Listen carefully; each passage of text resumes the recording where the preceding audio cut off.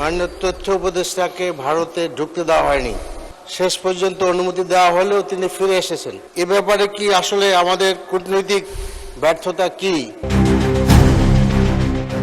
প্রধানমন্ত্রীর উপদেষ্টা ডাক্তার জাহিদুর রহমানকে ভারতের দিল্লির বিমানবন্দরে কেন বাধা দেওয়া হয়েছে এ প্রশ্ন তুলে সংসদে পররাষ্ট্রমন্ত্রীর বিবৃতি দাবি করেছেন জামাতে ইসলামীর এমপি সাইফুল আলম খান মিলন। দিল্লির ইন্দিরা গান্ধী আন্তর্জাতিক বিমানবন্দরে ডাক্তার জাহিদুর রহমানকে 2 ঘণ্টা বসিয়ে রাখা এবং যথাযথ কূটনৈতিক চিঠি থাকার পরও তাকে হেনস্থা করায় ক্ষোভ প্রকাশ করেন জামাত এমপি।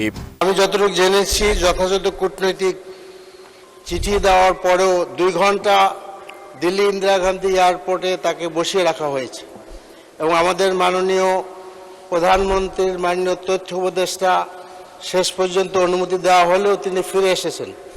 এ ব্যাপারে কি আসলে আমাদের কূটনৈতিক ব্যর্থতা কি এবং এ ব্যাপারে কি পদক্ষেপ নেওয়া হয়েছে এবং একটা 300 বিধিতে মন্ত্রী বিবৃতি আমি দাবি করছি। মাননীয় স্পিকার, আপনাকে ধন্যবাদ।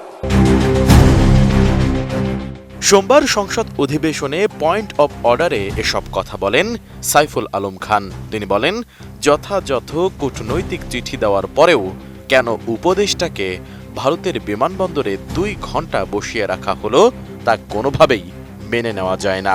শেষ পর্যন্ত তাকে ভারতে ঢোকার অনুমতি দেওয়া হলেও তিনি অপমানে সেখান থেকে দেশে ফিরে এসেছেন। এই ঘটনার পেছনে আমাদের কূটনৈতিক কোনো ব্যর্থতা কাজ করছে কিনা এবং সরকারের পক্ষ থেকে এ ব্যাপারে এখন পর্যন্ত কি পদক্ষেপ নেওয়া হয়েছে তা জানতে চান তিনি। আমি বুঝি নির্মাণের শিল্প, সালাম স্টিল বোঝে ডিউরেবিলিটি। সালাম স্টিল, মোস্ট ডিউরেবল স্টিল।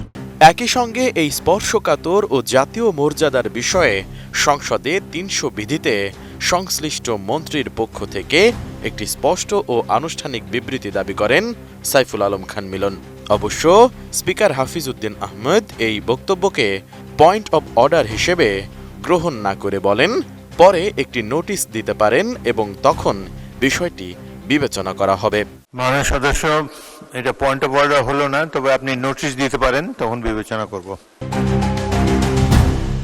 মূলত 2 দিনব্যাপী ইন্ডিয়ান ওশান ড্রিম অ্যাসোসিয়েশন সম্মেলনে যোগ দিতে রোববার ঢাকা থেকে দিল্লি যান প্রধানমন্ত্রীর পলিসি এবং স্ট্র্যাটেজি বিষয়ক উপদেষ্টা ডাক্তার জাহিদুর রহমান। কিন্তু প্রতিমন্ত্রীর পদমর্যাদায় উপদেষ্টা পদে থাকা জাহিদুর রহমানকে ভারতে প্রবেশের অনুমতি না দিয়ে বসিয়ে রাখা হয়। তবে ঠিক কী কারণে এই আচরণ?